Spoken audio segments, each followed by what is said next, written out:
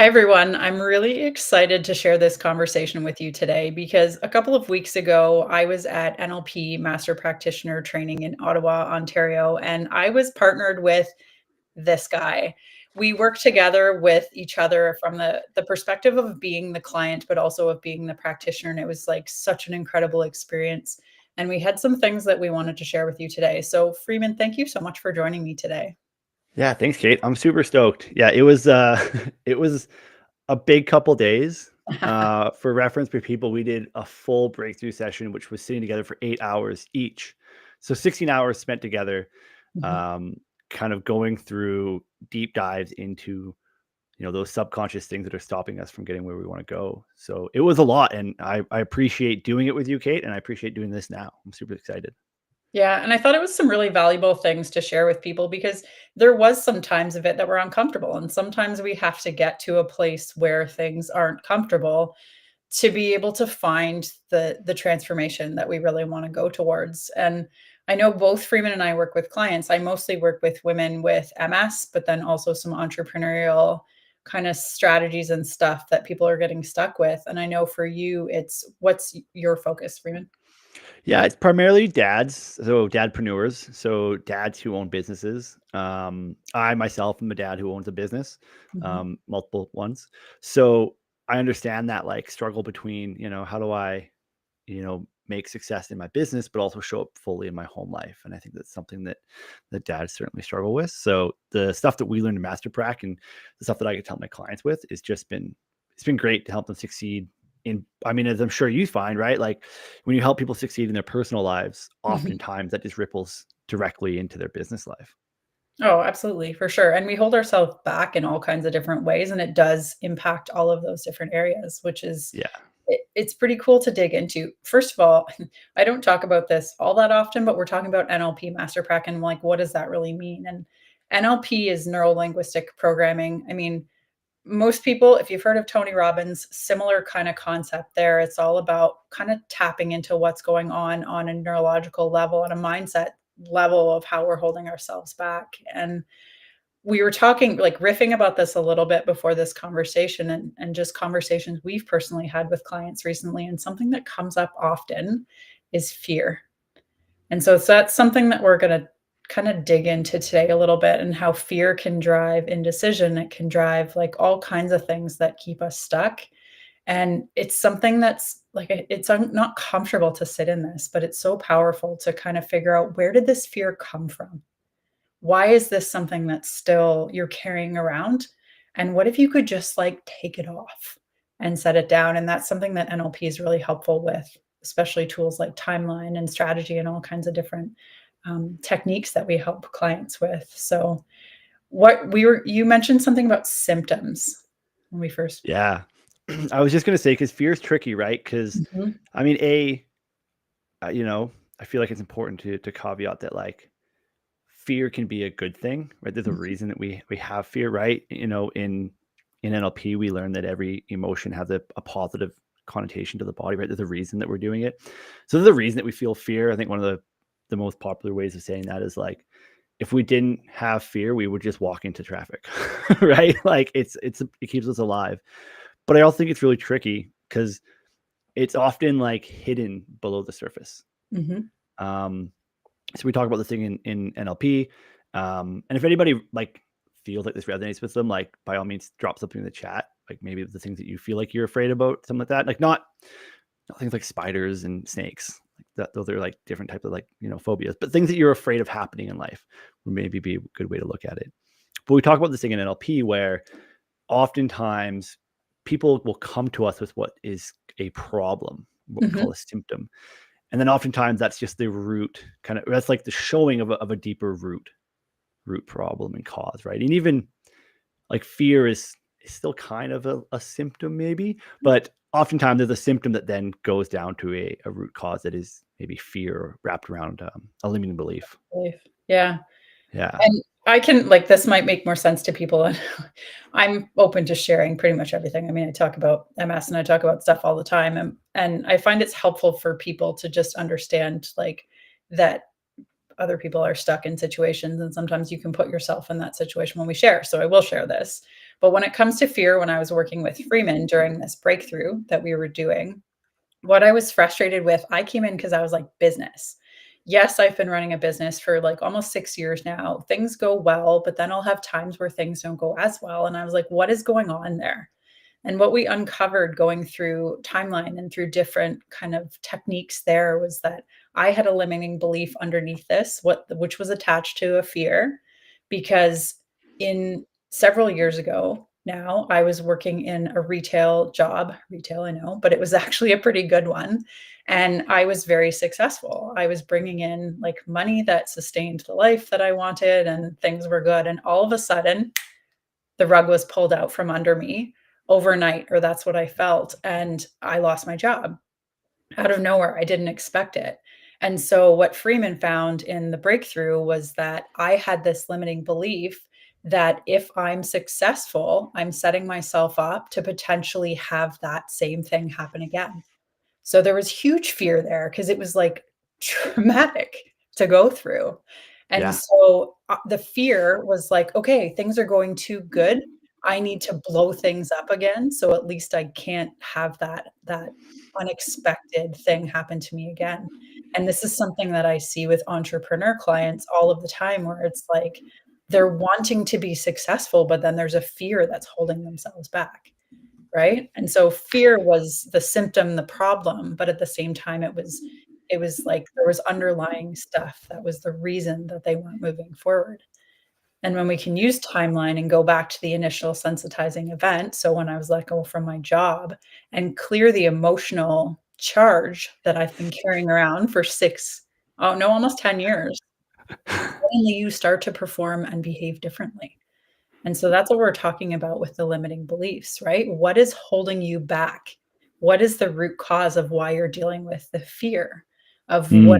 whatever your issues are?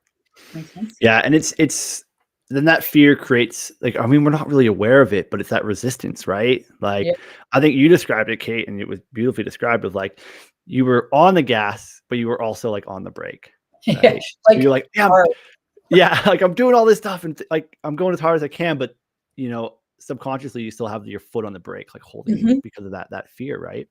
Um, and it was this like it was really interesting that we chose to talk about fear because for myself as well when we were doing that breakthrough, um, something that came up that Kate pulled out was like, oh, if I and this is more talking into secondary gains, but similar concepts of kind of fear getting in the way is like, oh, if I reach a level of success where I no longer need assistance from my family, then my family might not show up anymore. Mhm. Because oftentimes that's how, well, pretty much 100% of the time when our family gets together, it's because we're helping somebody with something, which is obviously lovely. That's a great thing for families to do. But obviously, my unconscious brain takes that to mean, oh, well, if you no longer need help, then you no longer see your family. So there's that fear involved there again, right? And I think what's really interesting about stuff like that is you can logically say stuff like that, right? Even for you, Kate, right? You're probably like, oh, yeah, logically, I know that that's maybe not true. But Yeah. like our subconscious brain doesn't really work in logic very well unless we pull it forward and go, okay, like let's plant some logical learnings from those environments and put them in a positive way and use them going forward. And at least for me, it just changes entirely the way you approach life. It's Oh, like night and day. absolutely. Absolutely, and, like, one of the main goals of your unconscious mind is to keep you alive and to keep you safe, and so with mine and with your example as well, and I have, like, countless other ones with clients, especially around the MS side of things, it's like, "Okay, well, we did this yesterday and you still woke up today, so we're gonna do this again." Even though it's not helping you move where you wanna go, the unconscious is like, I don't care. I don't care about progress and I don't care about moving you towards like your ambitions and your goals. I care that you wake up tomorrow. And Yeah. so in the past, Freeman knows his unconscious mind knows that like if I need help, my family will be here. And Mhm. it's like, well, but your family will still be there. You can still reach out and connect with them, but the unconscious is like, no, no, no, no, no, no. This kept us safe up until now. Let's do this again. And the same, I mean, with mine was a business example, there's lots of different health examples, like, Tell your stool metaphor because I actually found that very useful also. Oh, yeah. So my stool metaphor is something that I actually learned from Robin Sharma. A long time ago, I read this book. I think it was called The Great Hero Manifesto. I'm pretty sure it's the name of the book. The Everyday Hero Manifesto. There we go. Got it right. And he had this metaphor of like, we have to think of life as like a three-legged stool. And we have our career, we have our health, and we have our relationships. And what we often do is we try to just build one of those legs at a time, right? And if you can imagine a stool, and if you just keep increasing the length of one leg, like the stool is going to fall over. It's not going to be a very good stool. You have to increase the other legs as well. Mhm. So, and what will happen is, to lean into this metaphor more, let's say you're building one of those legs out really well. Let's say you're building out you know, your business leg or your career leg really well, and your stool is starting to become unbalanced. Like two things are going to happen. A, you can go work on your health and your relationship to balance your stool out, or your business leg is going to break Mhm. and it's going to be shorter so that your stool is stable again, right? Because we're always trying to find equilibrium, right? And that's when we do things like self-sabotage and stuff like that. Yeah, exactly. And this came up when we were going through the breakthrough with me and figuring out the business stuff and why the business was, and I said, I've been living on a two-legged stool for like decades at this point Yeah. because I'd go through phases of life where business was doing really well, like in the past, and even with my own business, I've had times where business was doing really well. But then I was like, "Ooh, something doesn't feel right here," because I'm used to if business is doing well, I can have either my health or relationships.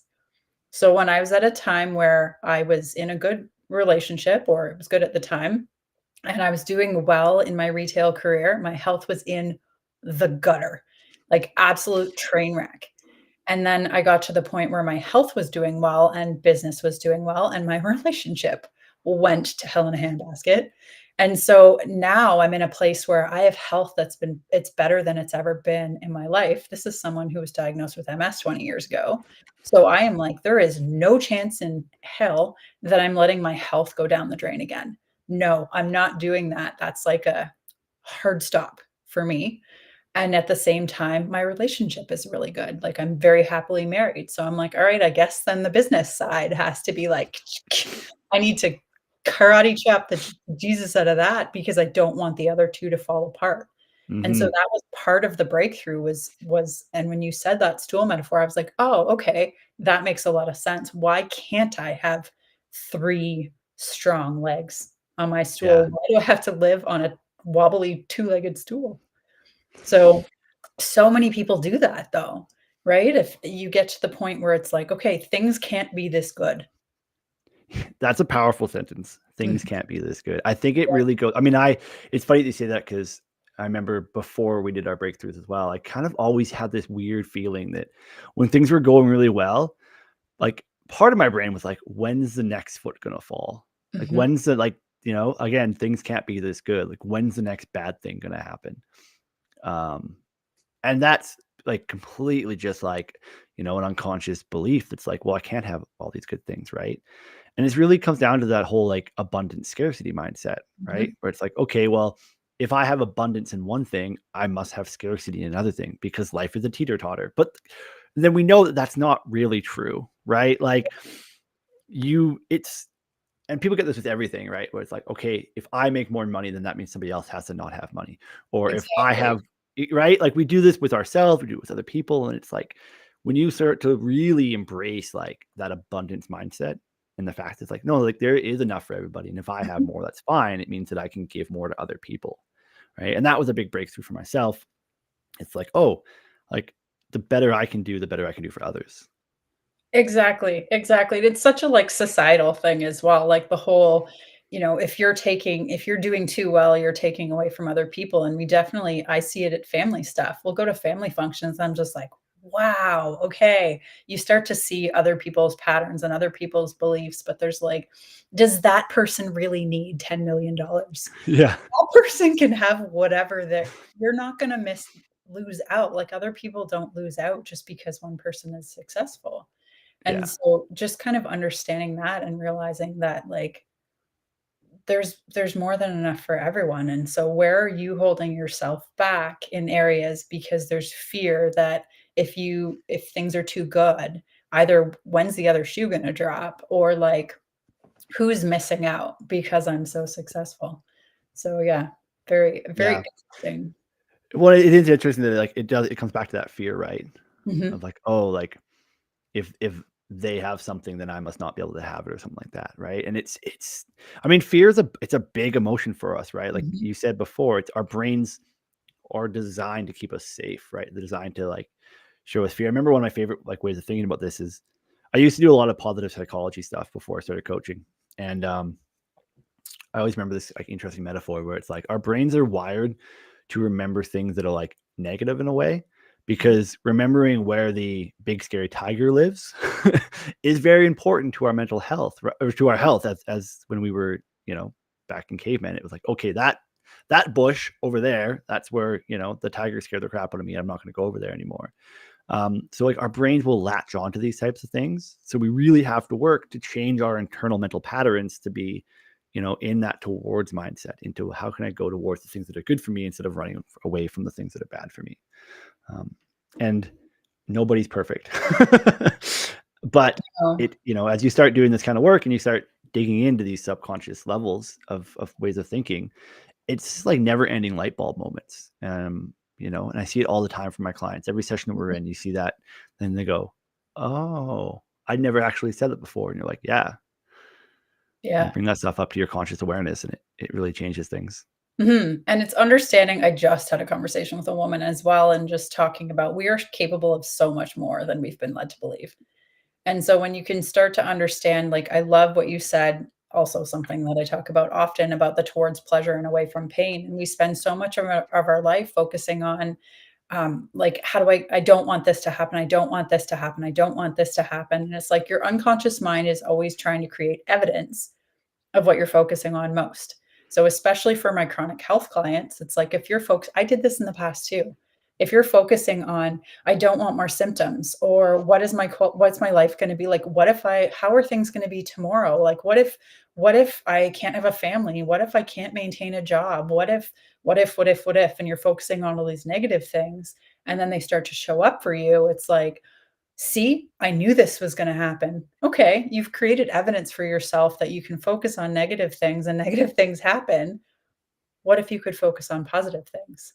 And the same Yeah. thing turns around, right? Like you're putting into your GPS where you don't want to go, and then you're getting pissed off when you When end you up get there, it's one of my what favorite metaphors of yours, Kate. It's so good. I love it. It's so simple and so understandable, but like what if you put in your GPS more of what where you do want to go? And then the comment I get, like I have people, like dozens and dozens of people on all the social platforms saying, "Every day I'm getting healthier and healthier." And then the number of DMs that I get where people are like, "It's weird, but this thing happened." And I'm just like, "Of course. Of Yeah. course you did. You created that." And they're like, "Oh, okay. Put in your GPS where you wanna go." And then, Yeah. like, it's cool what starts to happen. So, That yeah. sentence is hilarious to me that it's weird, but I I find know. myself saying that too. This is really weird, but and then eventually you'll learn that's like, this is just weird and that's okay. Like, this is Yeah, just the way that's life right. is. I do love Paul just left a sentence in the chat and I really, really like it. It's fear is like a door disguised as a wall. So we tend to Mhm, avoid it. And that's like 100% because if all, and again, to tie into what you're saying, Kate, like if all we're looking for is walls, right? You're not going to see the doors that are right mhm, there. Right. And Paul's 100% right. Like fear is what's keeping you from seeing that door, right? So if you can acknowledge the fear and go, yeah, I understand that I am afraid of this thing happening. Like just that acknowledgement sometimes is mhm. huge. Like that acknowledgement is something like, oh, well, that is a door. It's not actually a wall, right? And then we can go through practices like QTT and parts integration and all these cool things that we can do as practitioners to help people A, see, and B, open the door. Because like Yeah, often what's on the other side of that door, poof, man, that's where you want to go. yeah, exactly, and for a long time, you've just been like, "I'm just not gonna look at that Yeah. because it's Yeah. scary," right? Versus being like, "Oh, okay, yeah, I'm scared of that." And Yeah. then how do I wanna proceed? You talked about there's so many things that we could talk about that we learned at this training that we were at, which are really cool. I mean, not even just this one to begin with, but it's parts integration, which is like, how many people have been in a situation where you're like, part of me wants to do this, but a part of me doesn't. And it's like, how can we get the understand that the two parts actually have the same goal. They're working on the same thing. And this can kind of break down the conflict that's been going on in your mind, and you start to move in a different direction. And there's so many tools and resources that NLP gives us to be able to help people move towards their goals without like having to bang their head against the wall as much, or hold themselves back in so many ways. Cause like I've been doing it for 6 years, more than that, right? Things would get better a little bit, and then I'd sabotage the heck out of it because I didn't Mhm. want to end up in that same pain, and it's like, "Okay, well, does that have to be the way?" And Yeah. no, it doesn't, which is pretty cool, and same with you, right? Like, the family holding yourself back with this business and helping dads, which is such an incredible, um, like, market of people because there's so many people that are stuck and struggling, and to be able to help them, it's beautiful that what you're doing. So, yeah, you can Yeah. still with your family, right? Yeah, it was a big thing for me. Parts integration is one of my favorite things because biasly, I got crazy good impact from it the first time that we did. I remember doing a parts integration the first time, and it was on this thing that I'm if there's dads that they're listening, like you feel this, it's like, oh, when I'm at work, right, I feel like I should be at home, and when I'm at home, I feel like I should be working. And how can I have both of these things? How can I work to provide for my family? Because you have to, because that's part of it. But when you're at home, you feel like you should be working because you need to be providing for your family. And it was like, and I dealt with this for years, this internal struggle of like, I'm not happy when I'm at home because I feel like I should be working, and I'm not happy when I work because I feel like I should be at home. And then doing parts integration helped me understand that like those things were for the same purpose and for the same higher cause. And that in that friction, like it went away like that. It was gone. I was like, oh, okay, I can do this now. And that's just one example of like of how powerful parts can be. Yeah. Because then the other parts is like that part back to fear, right? Like for a lot of entrepreneurs, it's like, oh, do I leave my secure job to go and, start this business, et cetera? Like there's a part of you, a fearful part that's like protecting the other part of you that wants a certain level of Mhm. success. Right. And you can get those parts to communicate and talk. And it's really beautiful when you start to see that shift inside of people. Yeah, totally, totally. What did Paul say? Funny thing is, once you move towards it, options seem to show up more. They totally do. When you start to focus on what you want and start to like break down those barriers that are like, "Ooh, I want this, but I can't because whatever." It's cool the stuff that starts to show up for you.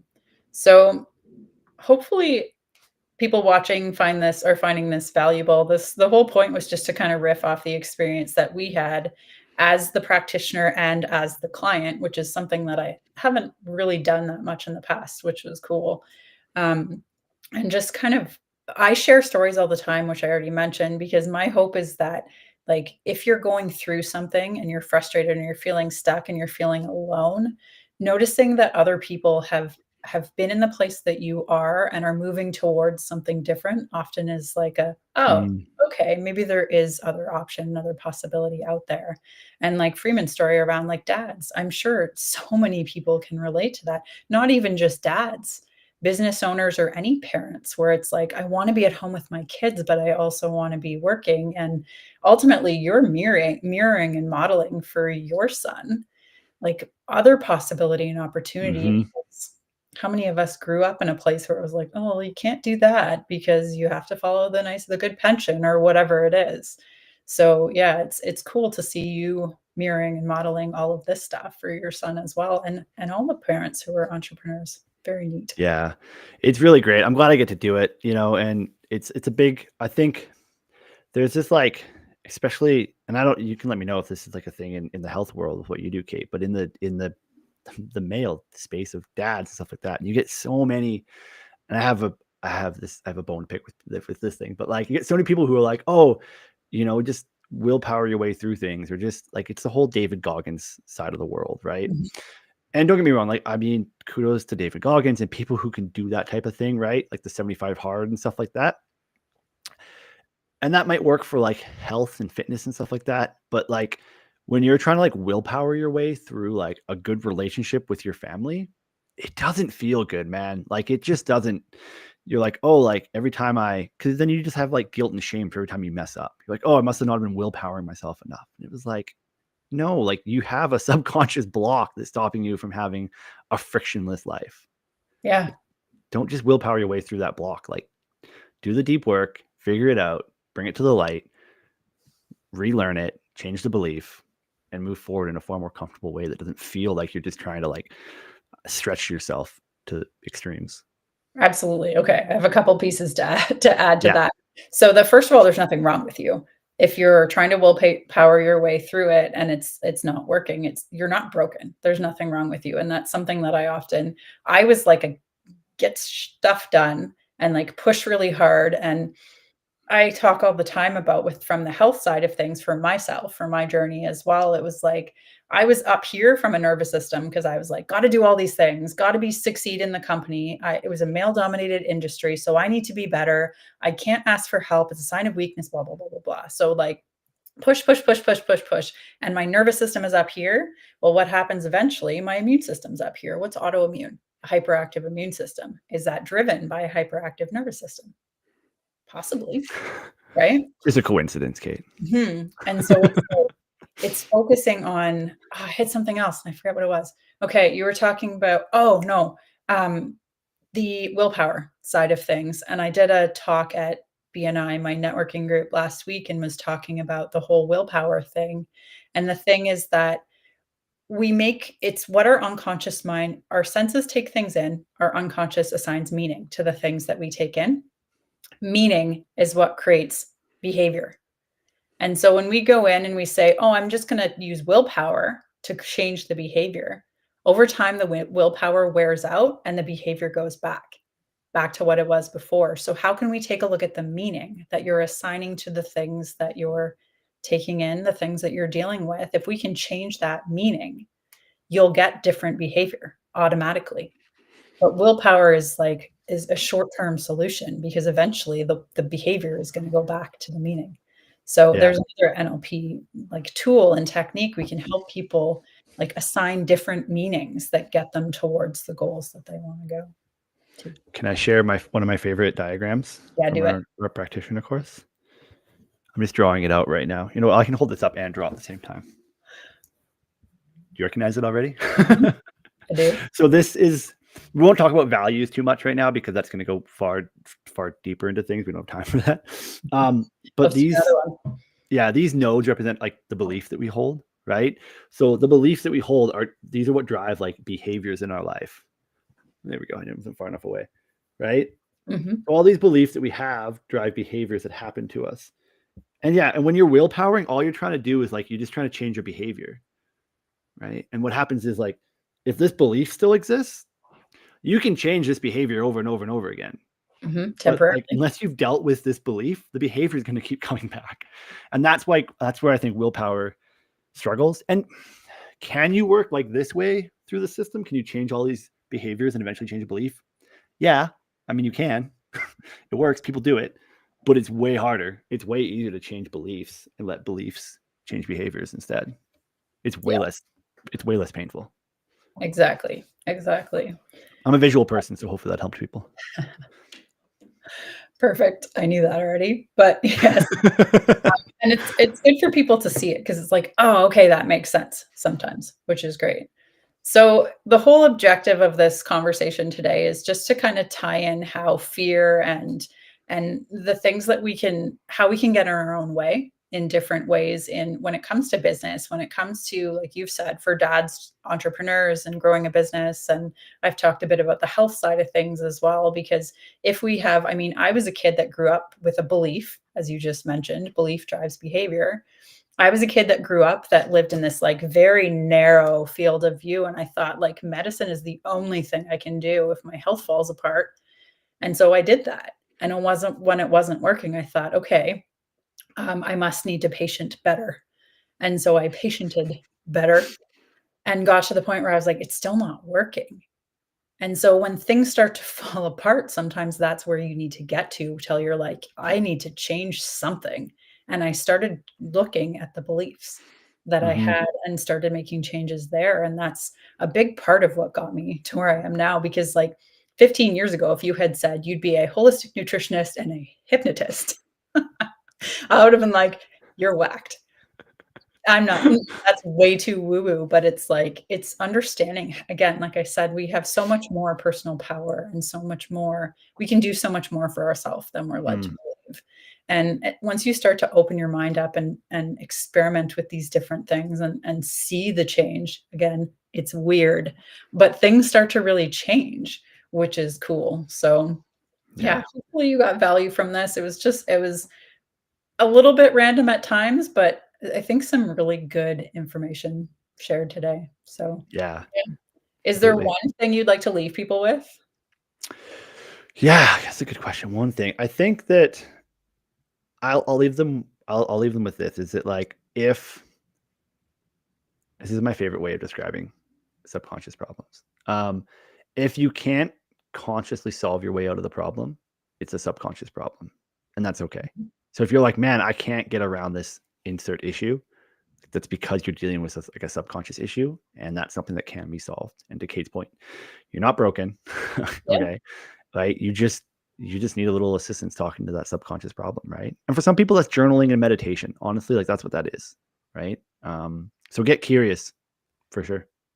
yeah, I totally agree. I totally agree, and I mean, the subconscious mind controls 90 to 95% of what we do on a daily basis. So, it's important. It's something that's really important to pay some attention to and to focus on, right? Like, we don't tell our heart to beat every time it beats. We don't tell our lungs to take a breath every time we need air and oxygen. We don't have to tell our stomach how to digest the meal that you just ate. The unconscious mind is doing that for you.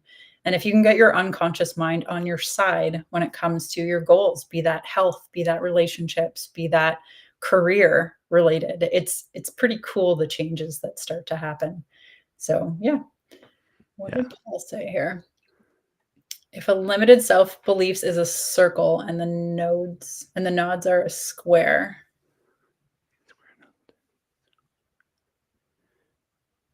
I think I understand, Paul, what you're saying.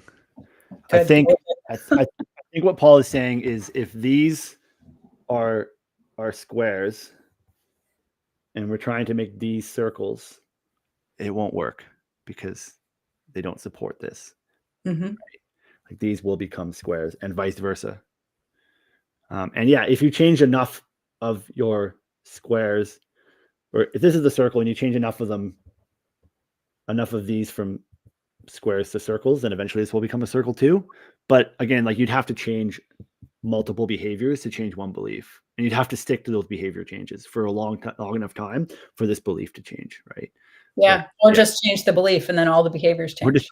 yeah, exactly. Change the belief, and all of the squares become circles. I Yeah. think, Paul. I hope that's giving justice to what you're saying. Awesome. Well, thank you very much for joining me today, Freeman. This has been great. We should do more of these. 100%. Yeah.